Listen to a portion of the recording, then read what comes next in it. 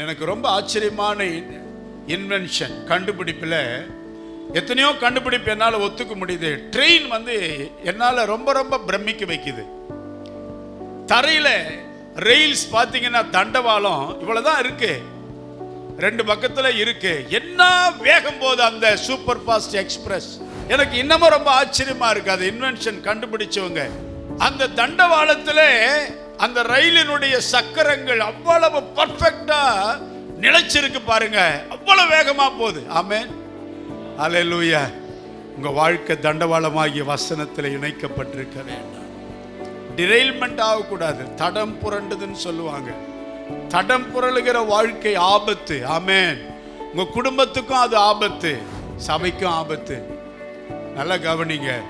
இன்னைக்கு ஒரு தீர்மானம் எடுங்க. நான் வசனத்தின்படி வாழ விரும்புகிறேன்.